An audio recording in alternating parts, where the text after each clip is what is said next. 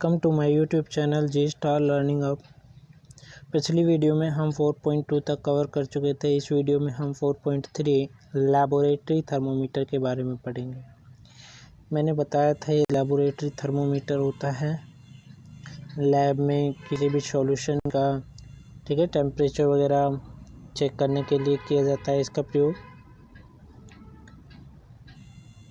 Laboratory thermometer. How do we measure the temperature of other object? For this purpose, there are other thermometers. One such thermometer is known as laboratory thermometer. देखो, एक clinical thermometer के बारे में आपने पढ़ा था, वो सिर्फ और सिर्फ बॉडी चेकअप के लिए होता है और इसके अलावा हम उसका प्रयोग नहीं करें, ठीक है ना। तो उस अलग वस्तुओं का तापमान मापने के लिए एक और थर्मोमीटर का प्रयोग किया जाता है जिसको लेबोरेटरी थर्मोमीटर कहा जाता है। The teacher will show you this thermometer. Look at it carefully and note the highest and lowest temperature it can measure. आपको ये देखना है कि ये कितने ज़्यादा से ज़्यादा और कम से कम कितना टेम्परेचर मेज़र कर सकता है। The range of a laboratory thermometer is generally from 10 degree Celsius to 110 degree Celsius. आपको याद रखना है लेबोरेटरी थर्मोमीटर जो मेज़र कर सकता है वो कितना मेज़र कर सकता है, 10 से 110, ठीक है ना। आपको ये याद रखना है। Also, as you did in the case of clinical thermometer, find out how much a small division on this thermometer reads. You would need this information to read the thermometer correctly, ठीक है। Let us now learn how the thermometer is used. देखो, इसमें कैसे use करते हैं, इसका प्रयोग दे रखा है, ये आपको केयरफुली करना है। एक्टिविटी 4.4 में कुछ वाटर लेना है बीकर या मग में और इसको थर्मोमीटर को उसमें डुबो देना है, आगे का जो बल्ब है, ठीक है ना, इसको। लेकिन ये जो बल्ब है इतना पानी के अंदर डुबोना है कि ये अंदर नीचे इसके जो तल है मग का, ठीक है ना, जैसे ये मग है इसके नीचे वाले हिस्से से टच ना हो, ठीक है ना। ये वाटर फिल है तो इसमें इसको ऐसे सिंक करना है। होल्ड द थर्मोमीटर वर्टिकली, सीधा इसको आपको पकड़ना है। Observe the movement of mercury in the thermometer. आपको जो मरकरी होता है, ठीक है ना, ये इसका जो मरकरी होगा लेवल वो धीरे धीरे बढ़ता जाएगा। Wait till the mercury thread become steady. आपको जब तक वेट करना है जब तक जो मरकरी है वो एक जगह रुक ना जाए, ठीक है ना, क्या हो जाए, एक जगह आगे जाके रुक ना जाए।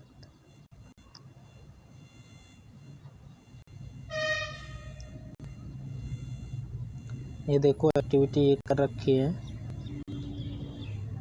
Note the reading, this is the temperature of water at that time. कि आपको टेम्परेचर नोट करना है, ये पानी का टेम्परेचर है, ठीक है ना। Compare the temperature of water recorded by each student in the class. हर एक स्टूडेंट से मेज़र करवाना है, ठीक है। Are there any variation in the reading? Discuss the possible reasons. Let us try to answer these question. अगर कुछ difference आता है सभी की में तो उसके बारे में हम कुछ आंसर्स, इन क्वेश्चनों के आंसर डिस्कस करेंगे। देखो एक्टिविटी 4.5 दे रखी है। हॉट वाटर लेना है बीकर में या मग में, इसी तरह से आपको क्या करना है, उसको सिंक करना है, डुबोना है, ठीक है। Water happen now. Do notice this. As soon as you take the thermometer out of the water, the level of mercury begin to fall. देखो वाटर जो हॉट होता है, हॉट वाटर में अगर हम इसको सिंक करेंगे, ठीक है ना, सिंक कर दिया तो इसका जो मरकरी लेवल है ऊपर बढ़ता जाएगा, पतली सी लाइन ऊपर तक बढ़ जाएगी और फिर क्या है, इसको हम बाहर निकाल लेंगे तो वो जो मरकरी की लाइन है वो दोबारा से नीचे गिरना स्टार्ट हो जाएगी, टेम्परेचर कम होना स्टार्ट हो जाएगा, ठीक है ना। तो इसी की तरह आपको क्या करना है, you may recall that while taking your own temperature you have to take the thermometer out of your mouth to note the reading. ऐसे जैसे आपने क्या किया था कि जैसे माउथ से आपने थर्मोमीटर निकाला, ठीक है ना। Can you then use the laboratory thermometer to measure your body temperature. क्या आप अपनी बॉडी टेम्परेचर को यूज़ करने के लिए लेबोरेटरी थर्मोमीटर का प्रयोग कर सकते हैं? क्या रखा है, नहीं, इस पर्पज़ के लिए हम इसका प्रयोग नहीं कर सकते हैं, ठीक है ना। Why does the mercury not fall और rise in a clinical thermometer when taken out of the mouth. देखो इसने कह रखा है कि इस वाले टेम्परेचर जो ऊपर वाला था लेबोरेटरी, इसमें क्या है बाहर निकालते टेम्परेचर कम होना स्टार्ट कर देता है, ठीक है ना। जबकि जो क्लिनिकल थर्मोमीटर होता है उसका टेम्परेचर क्या है, कांस्टेंट रहता है, एक जगह रहता है जब जैसे मुंह से निकालते हैं उसको, ठीक है ना, चेक करने के बाद तो वो एक जगह रहेगा और इतनी स्पीड से नहीं गिरता वो। Clinical thermometer again do you kink near the bulb.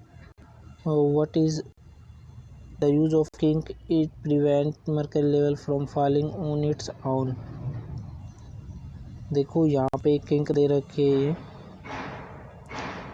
इसका प्रयोग ये होता है कि जो मरकरी लेवल होता है ये इसमें आगे ये पतली सी लाइन दिखाई दे रही है आपको, इसमें क्या है मरकरी का लेवल बढ़ता जाता है, काउंटिंग जो नंबरिंग होती है उनमें आपको दिखाई देता है, ठीक है ना, टेम्परेचर बताता है। और इस किंक का प्रयोग होता है कि ये जो मरकरी लेवल होता है इसको कम नहीं होने देता, ठीक है।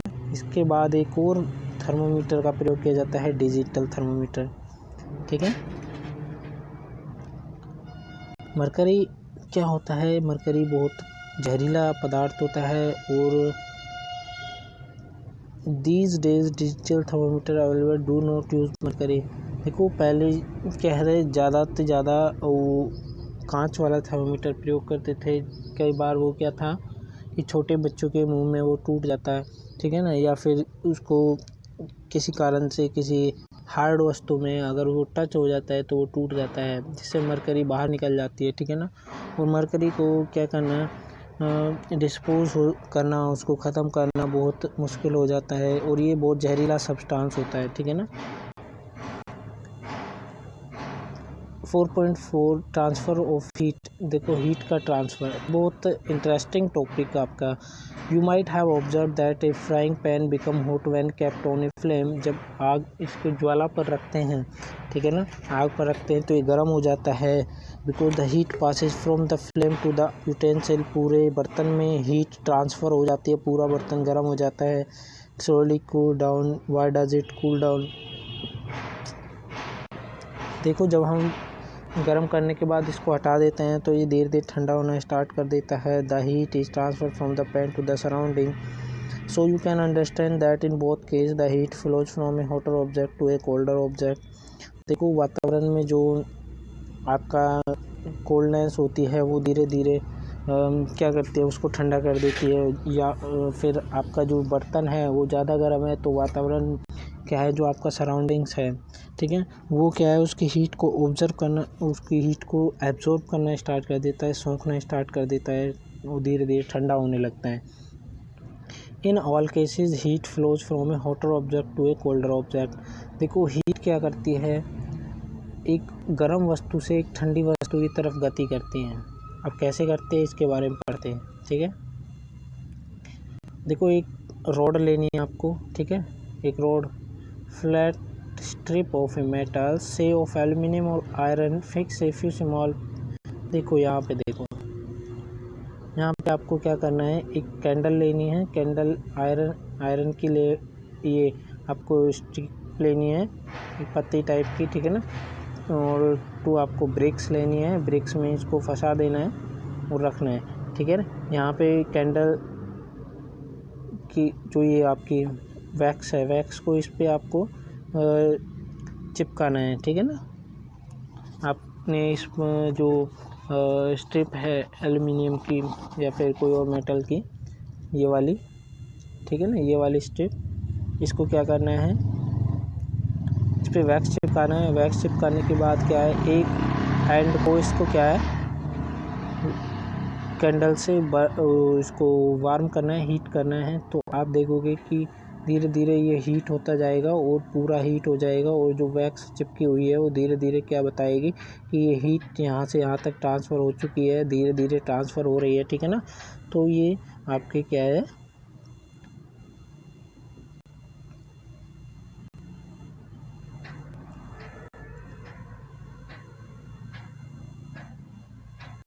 transferred from the end nearest to the flame to the other. The process which heat is transferred from the hotter end to the colder end of an object is called conduction. देखो यहाँ ये voter था, अब ये धीरे धीरे colder की तरफ जा रही है हीट, ठीक है। तो जब ऐसे हीट होटर से कोल्डर की तरफ ट्रांसफ़र करती है तो हीट आपकी कंडक्शन कहलाती है, ठीक है ना। क्या कहलाती है? Conduction. In solid generally the heat is transferred by the process of conduction. Solid में तो कंडक्शन के द्वारा हीट ट्रांसफ़र होती है, ठीक है ना। सॉलिड जो कठोर वस्तु होती है। Do all the substance conduct heat easily? क्या सभी वस्तुएं आसानी से हीट को कंडक्ट कर सकती है? नहीं। You must have observe that the metallic pan for cooking has a plastic और wooden handle. Can you lift और hot pan by holding it from the handle without getting hurt? देखो आपका जो है फ्राइंग पैन वगैरह जो होता है, ठीक है ना, केतली वगैरह, या फिर आपका जो फ्राई पैन होता है जिसमें फ्राई करते हैं किसी चीज़ को, या फिर चायदानी कह सकते हो आप, ठीक है ना। इनके जो हैंडल होते हैं प्लास्टिक या लकड़ी के बने होते हैं, और क्या होते हैं जब पूरा बर्तन गर्म हो जाता है लेकिन ये गर्म नहीं होते, तो इससे इस बात का अंदाज़ा लगाया जा सकता है कि सभी वस्तुओं में हीट ट्रांसफ़र नहीं होती। सभी वस्तुएं जो हीट होती है ट्रांसफ़र होने से गर्म नहीं होती है, ठीक है ना। कुछ में ट्रांसफ़र नहीं होती हीट। यहाँ पर दे रखा है activity 4.7, heat water in A small pan और ए बीकर। कुछ बीकर में आप कुछ वाटर को आपको बीकर में या स्मॉल पैन में गर्म करना है, और कुछ ऑब्जेक्ट आपको इकट्ठे करने हैं, जैसे स्टील की स्पून है, प्लास्टिक का स्केल है, पेंसिल है, डिवाइडर है, ठीक है ना। Dip one end of each of these article in hot water. और जो हॉट वाटर किया था आपने, इसमें इन सभी को आपको आगे से शिंक करना है, डुबो देना है, ठीक है ना। पीछे का हिस्सा आधा बाहर रखना है। तो आप क्या ऑब्जर्व करोगे? आर्टिकल क्या आते हैं हमारे? Steel spoon, scale, plastic scale, ठीक है ना। तो ये क्या है? नॉन मेटल है। और does the other and get hot? Yes और नो? देखो इस प्लास्टिक में से आपने पढ़ा था कि इसमें हीट ट्रांसफ़र नहीं होती, तो इसमें नो आएगा, ठीक है ना। नहीं होती। और यहाँ पे और भी दे रखे हैं आपकी प्लास्टिक स्केल है, पेंसिल भी ये ट्रांसफ़र नहीं होती, ठीक है ना। डिवाइडर आपका मेटल का बना होता है, ठीक है ना। ये देखो ऊपर दे रखा है, देखो ये डिवाइडर रखा है, ये वाला मेटल का। ये इस पे पीछे प्लास्टिक का कैप होता है, जिसके कारण ये क्या है? हॉट नहीं होता, ठीक है ना। प्लास्टिक का स्केल भी हॉट नहीं होगा, पेंसिल भी हॉट नहीं होगी। बाकी जो स्टील की स्पून है ये वाली, ये हॉट हो जाएगी, ठीक है ना। आगे देखो, touch the other object enter your objection table. The material which allow heat to pass through them easily are conductor of heat.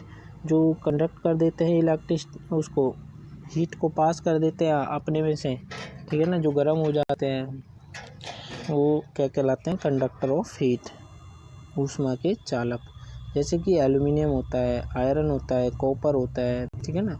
Aluminium होता है, लोहा है, तांबा है।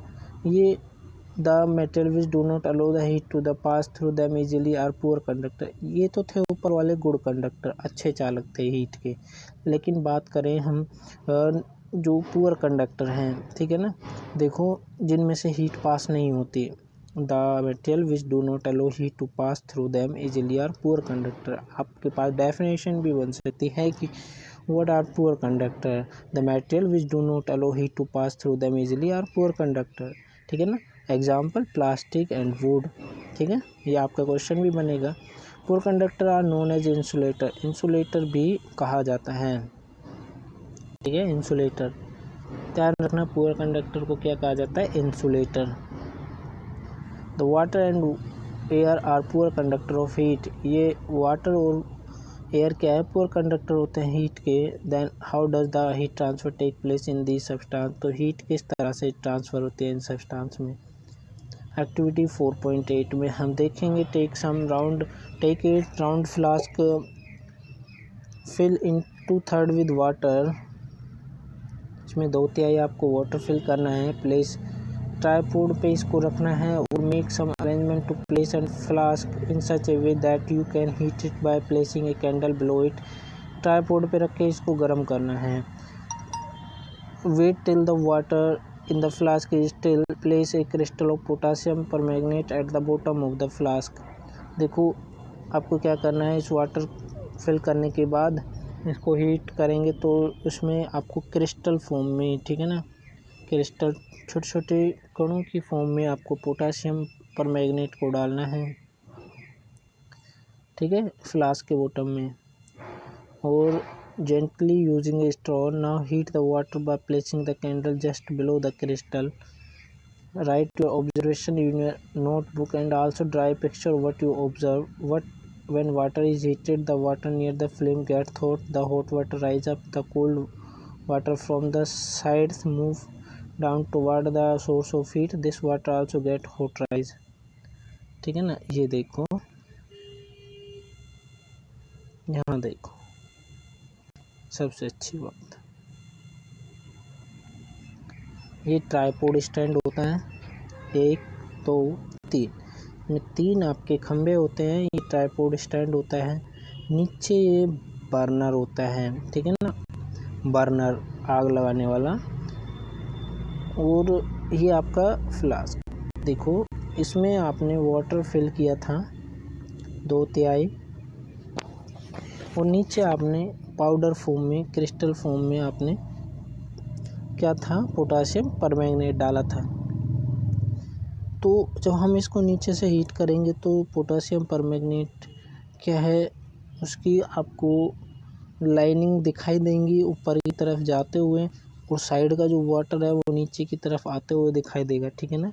तो इस तरह से जो है वाटर गर्म होता है, ठीक है। इसको कन्वेक्शन कहते हैं, convection of heat in water, ठीक है ना।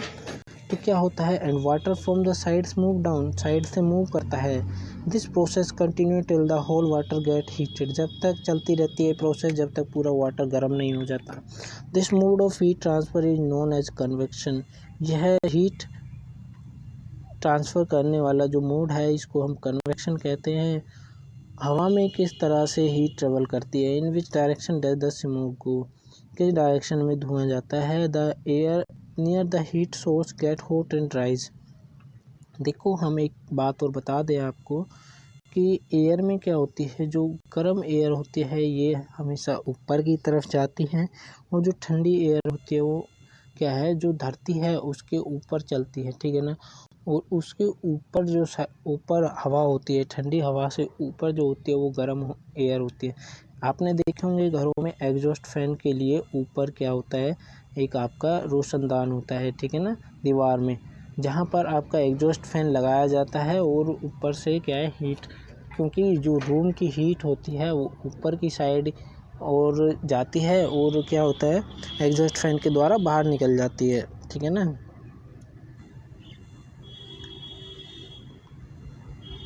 एक्टिविटी 4.9 दे रखी, देख पूरा चैप्टर एक्टिविटी के बेस्ड है, क्योंकि ये टॉपिक ही ऐसे हैं आपके कि एक्टिविटी से ही समझना पड़ता है इनको, क्रियाकलाप से।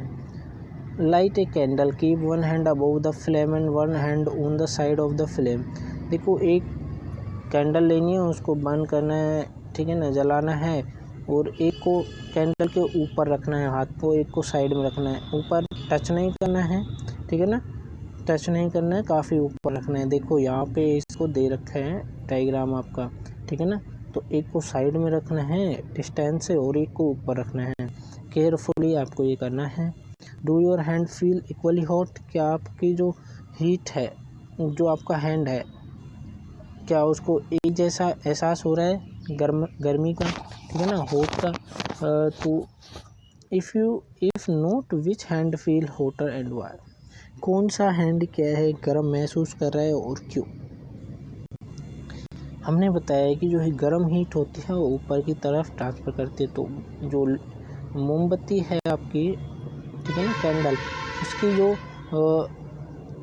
फ्लेम्स हैं, ठीक है ना, जो वार्म एयर है वो ऊपर की तरफ जाएगी, तो ऊपर वाला जो हैंड है वो आपका क्या है, हॉट फील करेगा। Be careful, keep your hand eight a safe distance from the flame so that they do not gate burn. आपको ध्यानपूर्वक करना है, कहीं आपका हाथ न जल जाए, ठीक है। Notice that toward the top the air gets heated by convection, therefore the hand above the flame feels hot. जो आपका हैंड होता है फ्लेम्स के, वो क्या करता है, फील्स हॉट फील करता है। On the sides however there is no convection and air does not feel as hot as top. Side वाला हैंड है जो, वो ऐसे फील नहीं करेगा जैसे टॉप वाला कर रहा है, जो ऊपर आपका हैंड है, ठीक है ना। The people living in the coastal areas experience an interesting phenomenon during the day. The land gets heated faster than the water, the air over the land the air. देखो, जो कोस्टल एरियाज में रहते हैं, तटीय क्षेत्रों में रहते हैं, ठीक है ना, तटीय क्षेत्रों में जहाँ पे क्या है, एक साइड वाटर होता है, दूसरे साइड आपका क्या है, लोग रहते हैं, जैसे समुद्र वगैरह के किनारे पर। द एयर, ये क्या होता है कि वहाँ पर वाटर से पहले क्या होता है, जो उनकी धरती होती है, ठीक है ना, धरती होती है, वो जल्दी गर्म होती है। The air above the land become voter and rises up. जो हवा होती है उस धरती के ऊपर, ठीक है ना, वो क्या करती है, ऊपर की साइड जाती है, ठीक है। The cooler air from the sea rushes into toward the land to take its place. The warm air from the land move toward the sea to complete the cycle. The air from the sea is called the sea breeze. देखो, गर्म हवा है वो ऊपर उठ जाएगी, ठीक है ना, और जो ठंडी हवा है उस भूमि पर, ठीक है ना, ये गर्म हवा थी ऊपर चली गई, जो ठंडी हवा थी यहाँ पे जो समुद्र था, ठीक है ना, यहाँ पे जो समुद्र था उससे ठंडी हवा इधर आएगी लैंड पर, ठीक है। नीचे की साइड होती है ठंडी हवा, भारी होती है क्योंकि इसमें वाटर की जो कंसंट्रेशन होती है वाटर की, ठीक है ना, तो ठंडी हवा में क्या होता है, वाटर कंसंट्रेशन होती है, तो ठंडी हवा भारी होने के कारण नीचे नीचे चलती है। इधर से समुद्र से जो हवा आएगी इसको सी ब्रीज कहते हैं, ठीक है, क्या बोलते हैं, sea breeze. To receive the cooler sea breeze the windows of houses in coastal areas made to face the sea. At night it is exactly the reverse. The water cools down more slowly than the land, so the cool air from the land moves toward the sea. So the cool air from the land moves toward the sea. This is called the land breeze. देखो, लेकिन रात को इसके reverse हो जाता है। देखो, दिन में क्या है, जो पानी होता है वो धीरे गर्म होता है, और जो लैंड होती है वो बहुत ज़्यादा गर्म हो जाती है, भूमि, तो भूमि से क्या है, गर्म हवा ऊपर चली जाती है, और ठंडी जो समुद्र की आती है वो भूमि के ऊपर आती है, तो ये सी ब्रीज होती है। इसका रिवर्स रात को होता है कि भाई जो लैंड की जो लैंड है वो जल्दी ठंडा हो जाता है, और जो समुद्र का पानी जो पूरे दिन गर्म हुआ है वो बहुत धीरे धीरे ठंडा होता है, ठीक है ना।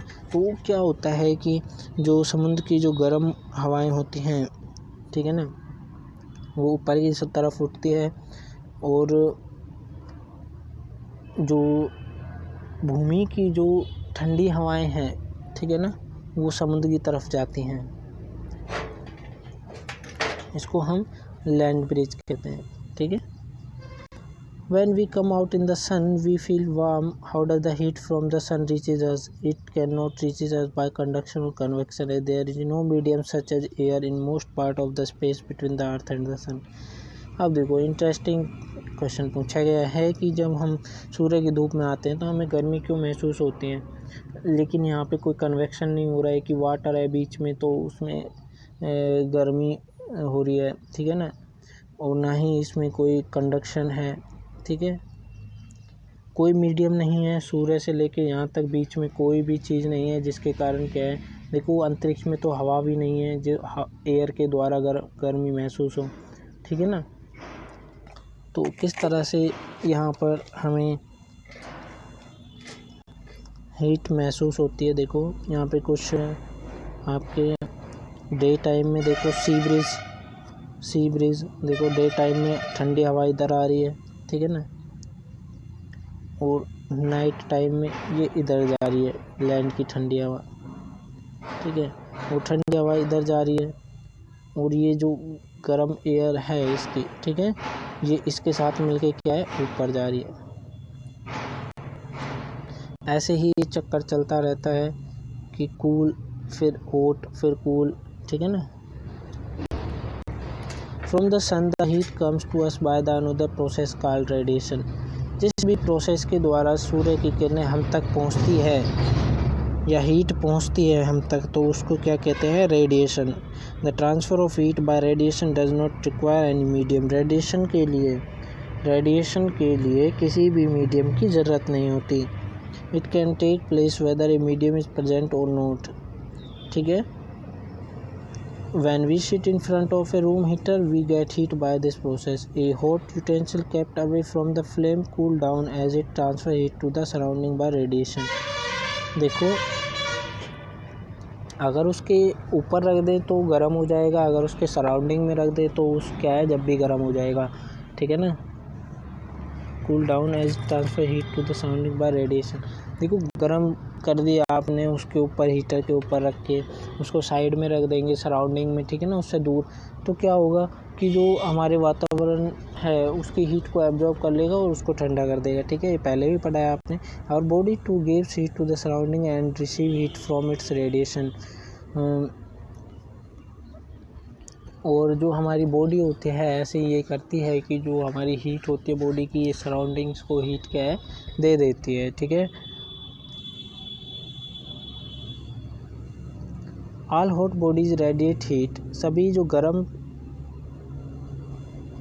गरम बॉडीज होती हैं, ठीक है, वो हीट निकालती है। When this heat falls on some object, जब ये हीट किसी वस्तु पर पड़ती है तो a part of it is reflected, कुछ पार्ट परावर्तित हो जाता है, वापस चला जाता है। ए पार्ट कुछ अवशोषित कर लेती है और ट्रांसमिटेड कुछ ट्रांसफ़र कर देती है। ठीक है ना, ट्रांसमिटेड कर देते हैं। Temperature of the object increase due to the absorb part of the heat. तो कोई वस्तु गर्म होती है तो इसका कारण है कि वो उसने क्या है, उसने हीट को एब्जॉर्ब किया है। ठीक है ना, क्या है कि उसने उस हीट को एब्जॉर्ब किया है। गर्म होने का क्या कारण है कि कोई भी वस्तु गर्म होती है तो इसका मतलब है कि उसने एब्जॉर्ब की है हीट।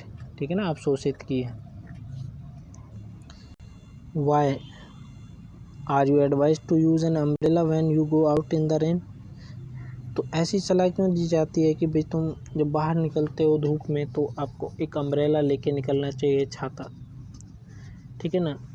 छाता क्या है, एक तो वो ब्लैक है, ठीक है, वो उस पर क्या है, ज़्यादा से ज़्यादा रेडिएशन आती हैं और एब्जॉर्ब कर लेता है और वो बहुत ज़्यादा हॉट हो जाता है।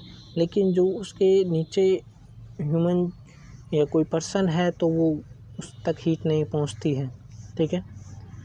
और उससे कुछ पार्ट क्या है, रिफ्लेक्टेड हो जाता है, परावर्तित वापस चला जाता है। बाकी क्या है, आपका एब्जॉर्ब कर लिया जाता है। और छाता क्या है, बहुत ज़्यादा गर्म हो जाता है। लेकिन जो ह्यूमन होता है, पर्सन होता है, उसके अंदर वो गर्म नहीं होता है, उस तक गर्मी नहीं पहुंचती है। देखो, नेक्स्ट वीडियो में हम देखेंगे आपका kind of clothes we wear in summer and winter, कि किस किस प्रकार के हम कपड़े पहनते हैं सर्दियों में और गर्मियों में। ठीक है। पार्ट 3 में हम इस चैप्टर को कंप्लीट करेंगे। 4.5 ये हमारा थोड़ा सा रह रहा है, इसको हम अभी कर लेते हैं। ठीक है। क्या है, kind of cloth we wear in summer and winter. You know that in summer we prefer light coloured cloth. आपको पता है कि गर्मियों में क्या है कि हम हल्के रंग के कपड़े पहनते हैं, क्योंकि जो हल्का रंग होता है ये ऊष्मा को क्या है, परावर्तित कर देता है। ठीक है ना, ज़्यादा बहुत कम मात्रा में अवशोषित कर पाता है। ठीक है। 34.10 दे रखी है। Take 2 identical tin cans. 2 एक जैसी टिन कैंस लेनी है आपको। Paint the outer surface one black and one white. Pour equal amount of water in each and leave them in midday sun for about an hour. Measure the temperature of the water in both the can. Do you find any difference in the temperature in which can is the water warmer? Can you feel the difference by touching the water? देखो, 2 can यहाँ पे आपने 2 vessel ले रखे हैं, बर्तन। बाकी आपको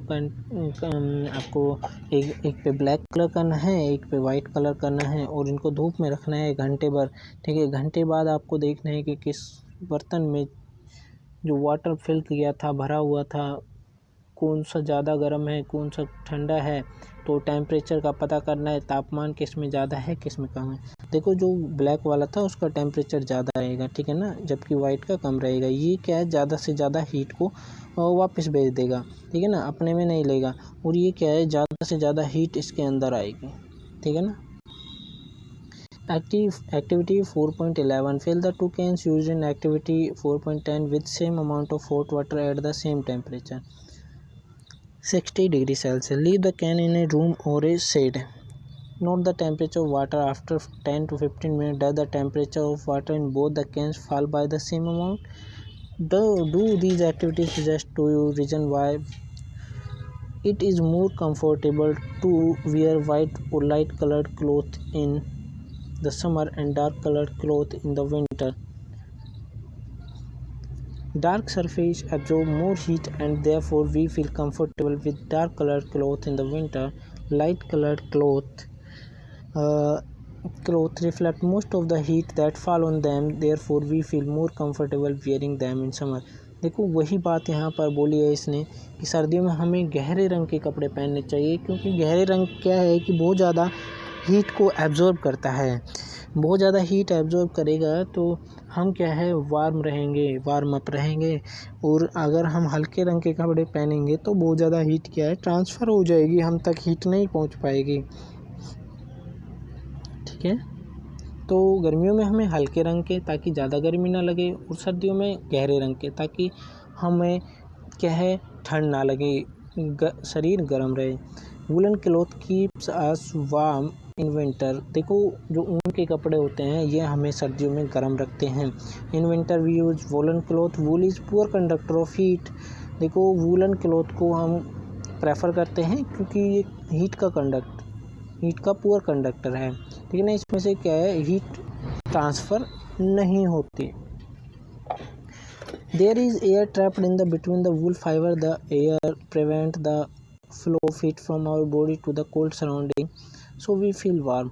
देखो जो इसके रेशे निकले होते हैं, ऊन के रेशे निकले होते हैं स्वेटर वगैरह में, तो ये रेशे क्या है, एयर को ट्रैप करके रखते हैं, हवा को बांध के रखते हैं। जो अंदर की हमारी वार्मनेस है, ठीक है ना, गर्माई है, उसको बाहर नहीं निकलने देते। बाहर जो ठंडा वातावरण होता है उसके कांटेक्ट तक नहीं जाने देते उस हीट को, ठीक है ना, उसको बांध के रखते हैं। तो हमें क्या है, फील वार्म होता है।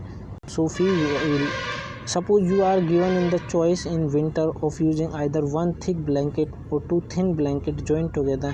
What do you choose and why? कि भाई एक आपके पास मोटा ब्लैंकेट है, कंबल है, और ये दो आपके पास पतले वाले कंबल है, उनको आपने जोड़ दिया है दोनों को, ठीक है ना, पतले वाले को, तो आप कौन सा चूज़ करोगे और क्यों? Remember that there would be a layer of air in between the blanket. आपको याद रखना है कि उनके बीच में क्या है, एक लेयर होती है हवा की, ठीक है ना। तो आप कौन सा प्रेफर करोगे, ठीक है, थिक या थिन? ये चैप्टर आपका यहीं पर कंप्लीट होता है। इसके क्वेश्चन आंसर हम करेंगे, 11 क्वेश्चन आंसर हैं इस चैप्टर के, ठीक है। इनको हम नेक्स्ट वीडियो में कवर करेंगे।